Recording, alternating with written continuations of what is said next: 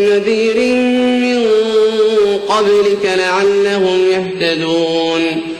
الله الذي خلق السماوات والأرض وما بينهما في 6 أيام ثم استوى على العرش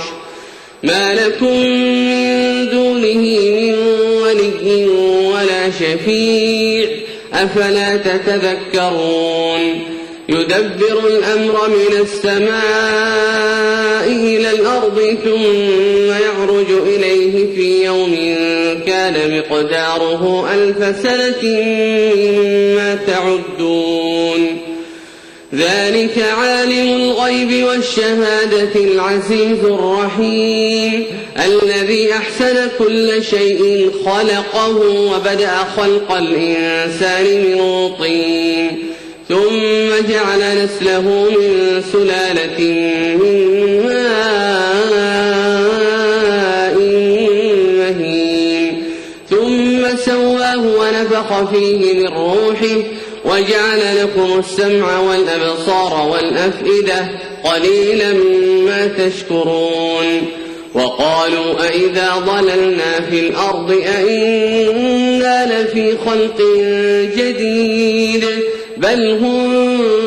بلقاء ربهم كافرون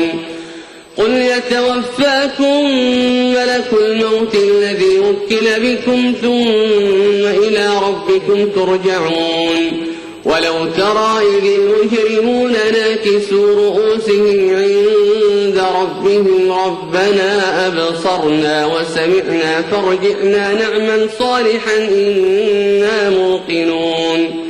ولو شئنا لآتينا كل نفس هداها ولكن حق القول مني لأملأن جهنم من الجنة والناس أجمعين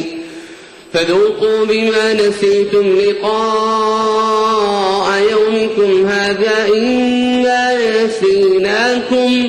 وذوقوا عذاب الخلد بما كنتم تعملون إنما يؤمن بآياتنا الذين إذا ذكروا بها خروا سجدا وسبحوا بحمد ربهم وهم لا يستكبرون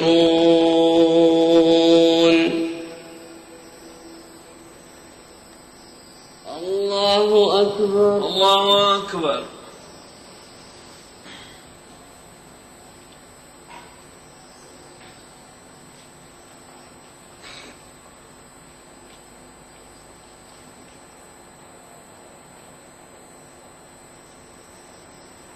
الله أكبر الله أكبر تتجافى جنوبهم عن المضاجع يدعون ربهم خوفا وطمعا ومما رزقناهم ينفقون فلا تعلم نفس ما أخفي لهم من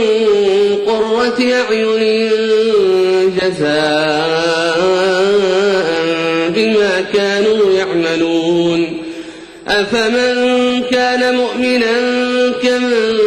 كان فاسقا لا يستوون أما الذين آمنوا وعملوا الصالحات فلهم جنات المأوى نزلا بما كانوا يعملون وأما الذين فسقوا فمأواهم النار كلما أرادوا أن يخرجوا منها أعيدوا فيها وقيل لهم ذوقوا عذاب النار الذي كنتم به تكذبون ولنذيقنهم من العذاب الأدنى دون العذاب الأكبر لعلهم يرجعون ومن أظلم ممن ذكر بآيات ربه ثم أعرض عنها إنا من المجرمين منتقمون ولقد آتينا موسى الكتاب فلا تكن في مرية من لقائه وجعلناه هدى لبني إسرائيل وجعلنا منهم أئمة يهدون بأمرنا لما صبروا وكانوا بآياتنا يوقنون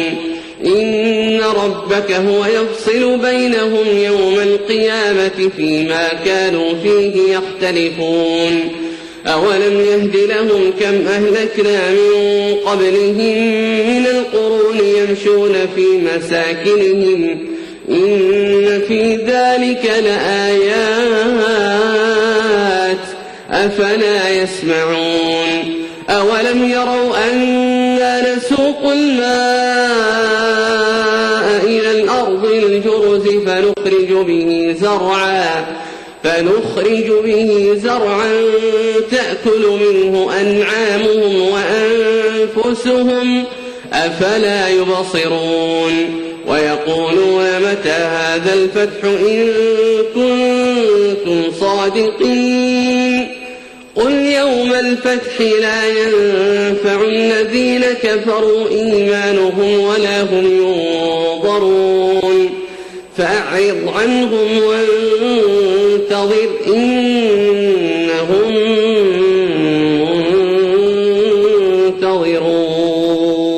منتظرون الله أكبر الله أكبر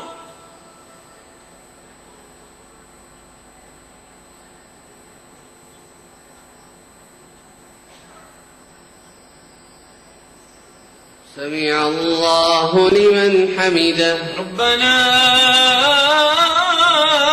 ولك الحمد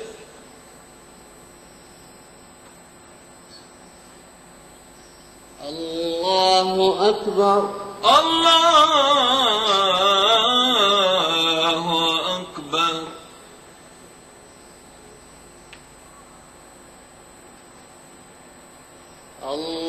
الله أكبر الله أكبر الله أكبر الله أكبر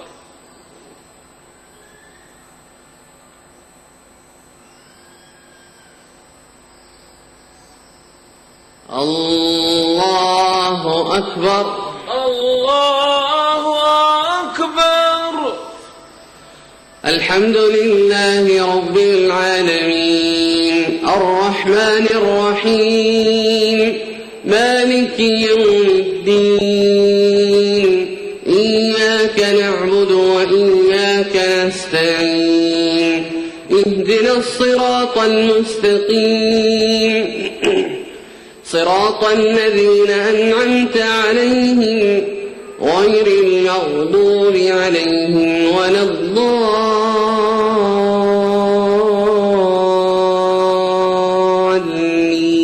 الضالين آمين هل أتى على الإنسان حين من الدهر لم يكن شيئا مذكورا إنا خلقنا الإنسان من نطفة أمشاج نبتليه فجعلناه سميعا بصيرا إنا هديناه السبيل إما شاكرا وإما كفورا إنا أعتدنا للكافرين سلاسل وأغلالا وسعيرا إن الأبرار يشربون من كأس كان مزاجها كافورا عينا يشرب بها عباد الله يفجرونها تفجيرا يوفون بالنذر ويخافون يوما كان شره مستطيرا ويطعمون الطعام على حبه مسكينا ويتيما وأسيرا إنما نطعمكم لوجه الله لا نريد منكم جزاء ولا شكورا إن إنا نخاف من ربنا يوما عبوسا قمطريرا فوقاهم الله شر ذلك اليوم ولقاهم نضرة وسرورا وجزاهم بما صبروا جنة وحريرا متكئين فيها على الأرائك لا يرون فيها شمسا ولا زمهريرا ودانية عليهم ظلالها وذللت قطوفها تذليلا ويطاف عليهم بآنية من فضة وأكواب كانت قوارير من فضة قدروها تقديرا ويسقون فيها كأسا كان مزاجها زنجبيلا عينا فيها تسمى سلسبيلا ويطوف عليهم ولدان مخلدون إذا رأيتهم حسبتهم لؤلؤا منثورا وإذا رأيت ثم رأيت نعيما وملكا كبيرا عاليهم ثياب سندس خضر واستبرق وحلوا أساور من فضة وسقاهم ربهم شرابا طهورا إن هذا كان لكم جزاء وكان سعيكم مشكورا إنا نحن نزلنا عليك القرآن تنزيلا فاصبر لحكم ربك ولا تطع منهم آثما أو كفورا واذكر اسم ربك بكرة وأصيلا ومن الليل فاسجد له وسبحه ليلا طويلا إن هؤلاء يحبون العاجلة ويذرون وراءهم يوما ثقيلا نحن خلقناهم وشددنا أسرهم وإذا شئنا بدلنا أمثالهم تبديلا إن هذه تذكرة فمن شاء اتخذ إلى ربه سبيلا وما تشاءون إلا أن يشاء الله إن الله كان عليما حكيما يدخل من يشاء في رحمته والظالمين أعد لهم عذابا أليما الله أكبر الله أكبر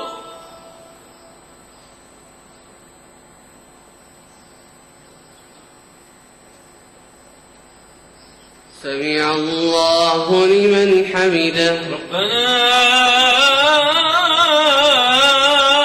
ولك الحمد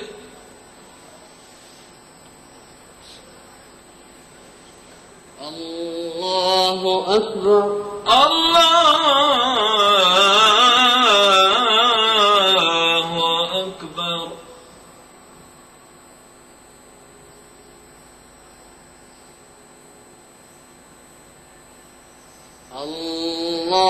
الله أكبر الله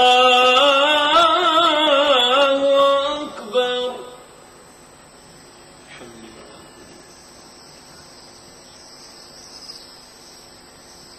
الله أكبر الله أكبر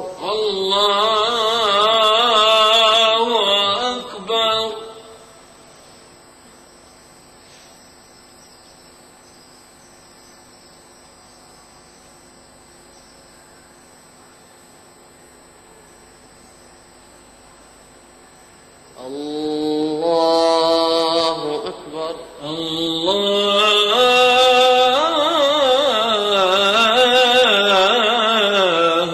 أكبر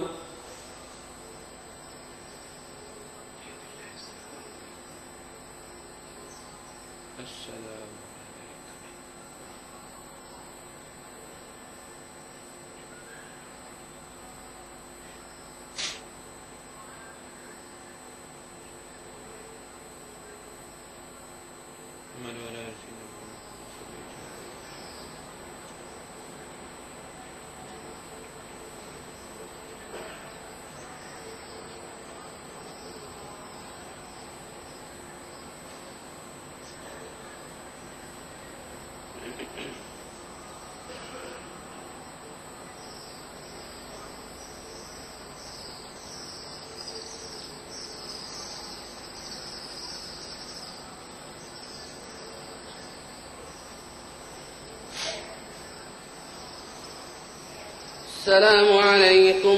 محمد وعلى آل سيدنا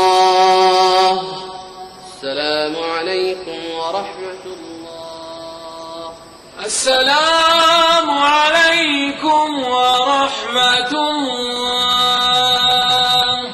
السلام عليكم ورحمة الله.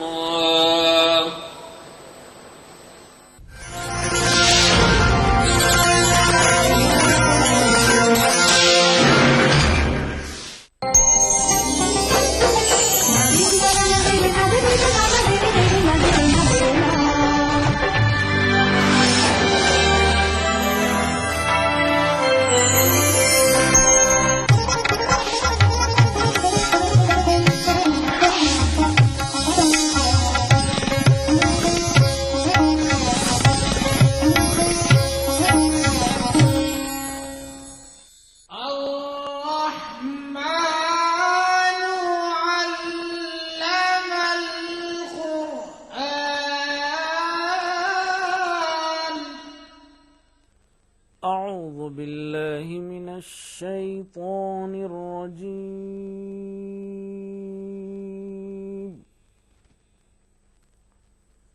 بسم الله الرحمن الرحيم.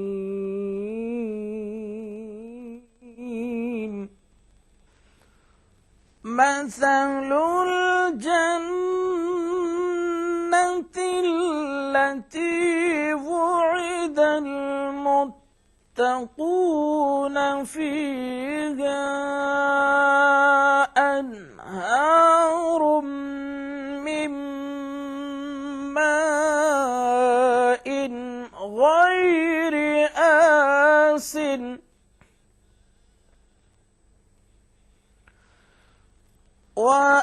وأنهار من لبن لم يتغير طعمه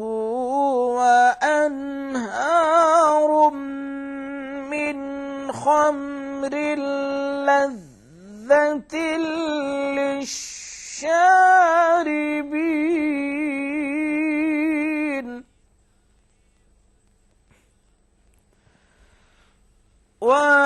وأنهار من عسل مصفى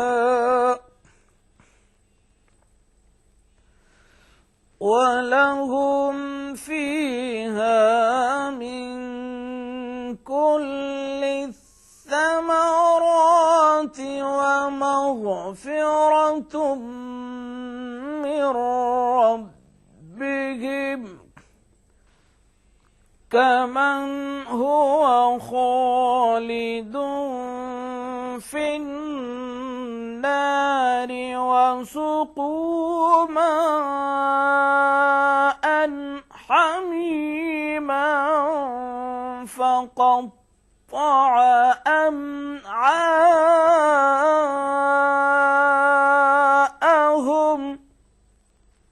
ومنهم من يستمع إليك حتى إذا خرجوا من عندك قالوا للذين أوتوا العلم قالوا للذين أوتوا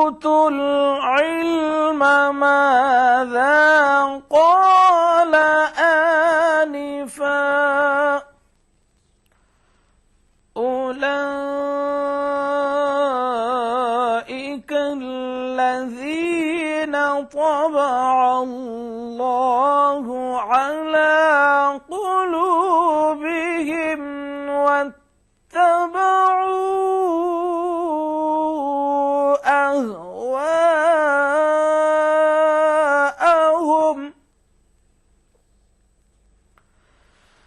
والذين اهتدوا زادهم هدى وآتاهم تقواهم فهل ينظرون إلا الساعة أن تأتيهم بغتة فقد جاء أشراطها فأنى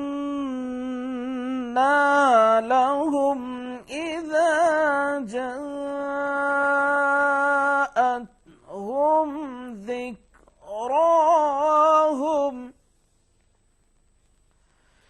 فاعلم أنه لا إله إلا الله واستغفر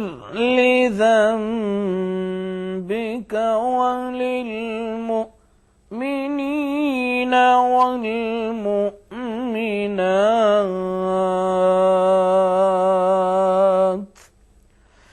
والله يعلم متقلبكم ومثواكم صدق الله العظيم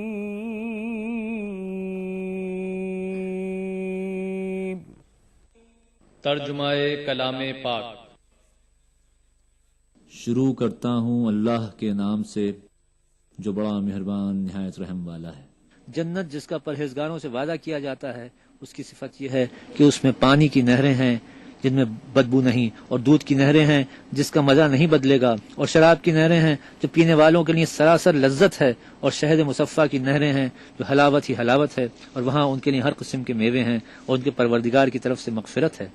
क्या ये परहेजगार उनकी तरह हो सकते हैं जो हमेशा दोज़ख में रहेंगे और जिनको खौलता हुआ पानी पिलाया जाएगा तो उनकी अतड़ियों को काट डालेगा? और उनमें बाज़ ऐसे भी हैं जो तुम्हारी तरफ कान लगाए रहते हैं, यहाँ तक कि सब कुछ सुनते हैं, लेकिन जब तुम्हारे पास से निकल कर जाते हैं तो जिन लोगों को इल्म दीन दिया गया है उनसे कहते हैं कि भला उन्होंने अभी क्या कहा था। यही लोग हैं जिनके दिलों पर खुदा ने मोहर लगा रखी है और वो अपनी ख्वाहिशों के पीछे चल रहे हैं। और जो लोग हिदायत याफ्ता हैं उनको वो हिदायत मजीद बख्शता है और परहेजगारी इनायत करता है।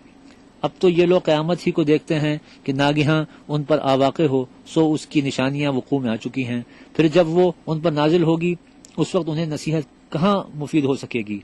बस जान रखो कि खुदा के सिवा कोई माबूद नहीं, और अपने गुनाहों की माफ़ी मांगो, और मोमिन मर्दों और मोमिन औरतों के लिए भी, और अल्लाह तुम लोगों के चलने फिरने और ठहरने से वाकिफ़ है।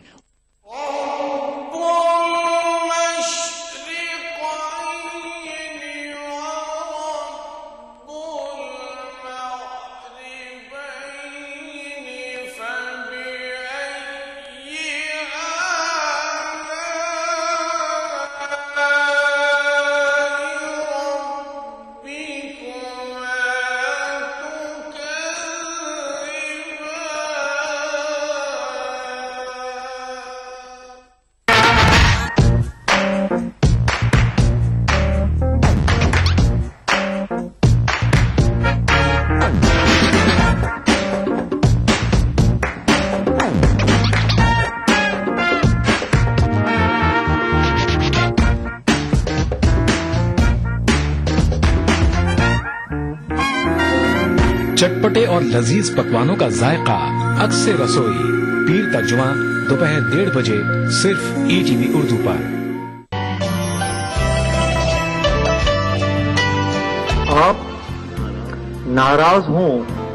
रूठें कि खफा हो जाएं। आप नाराज हो, रूठें کہ خفا ہو جائیں، بات اتنی بھی نہ بگڑے کہ جدا ہو جائیں۔ 6 مہینے ہی میں یہ حال کیا بیوی نے، سال بھر بعد تو شاید کبھی خوابوں میں ملے۔ 6 مہینے ہی میں یہ حال کیا بیوی نے، سال بھر بعد تو شاید کبھی خوابوں میں ملے۔ اس طرح رکھتی ہے وہ ہم کو دبا کر گھر میں، جس طرح سوکھے ہوئے پھول کتابوں میں ملے۔ پرسکون لگتی ہے کتنی جھیل کے پانی پہ بت، پیروں کی بےتابیاں پانی کے اندر دیکھیے۔ اس سنیچر محفل مشاعرہ میں دیکھیے جشن بہار کے نام سے دہلی میں منعقدہ ایک شاندار عالمی مشاعرہ رات 9:30 بجے صرف ETV اردو پر۔ اس پروگرام کو پیش کر رہے ہیں زندہ تلسمات، تمام موسمی بیماریوں کی ایک اثردار دوا۔ تعاون کر رہے ہیں ملا اسکن کریم ایل فارماسیوٹیکلز دوارا نرمت۔ Shri ultra red oxide Bharat का एकमात्र जंग रोधक सीमेंट। 23 कारगर जड़ी बूटियों का करिश्मा, बस है तो नूरामेंट है ना। सवाल आपके, जवाब हमारे। محترم ناظرین، السلام علیکم ورحمۃ اللہ وبرکاتہ۔ دینی سوال و جواب کے اس پروگرام میں میں نسیم اختر آپ سبھی ناظرین کا تہ دل سے خیر مقدم کرتا ہوں۔ آج آپ کے سوال کا جواب دینے کے لیے اسٹوڈیو میں تشریف فرما ہے جناب اعجاز احمد اسلم صاحب، اسسٹنٹ سیکریٹری جنرل جماعت اسلامی ہند اور ہفت روزہ انگریزی اخبار ریڈینس کے ایڈیٹر۔ میں اپنے مہمان کا استقبال کرتا ہوں اسٹوڈیو میں اور آغاز کرتا ہوں ایک سوال سے جسے بھیجا ہے جناب ذکاء اللہ صدیقی صاحب نے گورکھپور سے۔ اس میں وہ پوچھتے ہیں کہ ہمارا پڑوسی ہمیں بہت ستاتا ہے، اس کے بچے ہمارے گھر میں اینٹ پھینکتے ہیں، ہمارے دروازے پر الٹی سیدھے چیزیں لکھتے ہیں، ایسے پڑوسیوں کے ساتھ کس طرح کا برتاؤ کیا جائے؟ ذکاء اللہ صاحب کا یہ سوال واقعی ان کی پریشانیوں کو ظاہر کرتا ہے۔ نالائق پڑوسی بہت بڑی مصیبت کا باعث ہوتا ہے، لیکن جو سٹینڈرڈ رویہ ہے، معیاری رویہ پڑوسی کے سلسلے میں وہ یہ ہے کہ پڑوسی کی بڑی اہمیت ہے اور اس کے حقوق بہت زیادہ ہیں۔ اس کی خیرخواہی، اس کی بھلائی چاہنا یہ بہت زیادہ اہم۔ چنانچہ نبی کریم صلی اللہ علیہ وسلم نے ارشاد فرمایا، خدا کی قسم وہ شخص مسلمان نہیں ہے،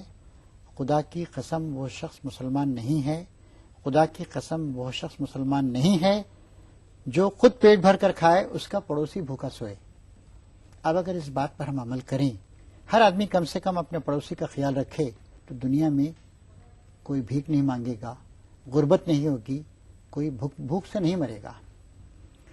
یہ بھی آپ نے ارشاد فرمایا کہ اللہ اس بات کو پسند کرتا ہے کہ کوئی عورت سالن بنائے، سالن میں کچھ زیادہ پانی ڈال دے اور اپنی پڑوسن کو بھی اس میں سے کچھ بھیجے۔ ایک بار آپ نے یہ بھی فرمایا، اللہ کا فرشتہ جبرائیل میرے پاس بار بار آیا اور اس نے بار بار مجھے نصیحت کی کہ پڑوسی کا خیال رکھو، پڑوسی کا خیال رکھو، یہاں تک کہ میں نے سوچا کہ شاید میراث میں بھی پڑوسی کو حصے دار بنا دیا جائے گا۔ اس کی وجہ سے سماج میں بڑے اچھے جذبات پھیلے اور لوگ آپس میں شیر و شکر ہو گئے، بھائی بھائی کی طرح رہنے لگے۔ لیکن یہ جو آپ سچویشن بتا رہے ہیں بڑی پریشانی کی بات کہ ہم اپنے پڑوسی کی خیر خواہی کریں پھر بھی گڑبڑ کر رہا ہے، وہ پھر بھی ہماری دشمنی کر رہا ہے، یا حسد کا شکار ہے، یا ہماری بھلائی اسے اچھی نہیں لگتی، یہاں تک کہ اس کے بچوں میں بھی وہ خرابیاں آ گئی ہیں، تو بڑی پریشانی کی بات۔ لیکن اس کا بھی صحیح طریقہ یہی ہے، اللہ تعالیٰ کہتا ہے وَلَا تَسْتَوِي الْحَسَنَةُ وَلَا السَّيِّئَةُ اِدْفَعْ بِالَّتِي هِيَ أَحْسَنُ فَإِذَا الَّذِي بَيْنَكَ وَبَيْنَهُ عَدَاوَةٌ كَأَنَّهُ وَلِيٌّ حَمِيمٌ۔ برائی کا مقابلہ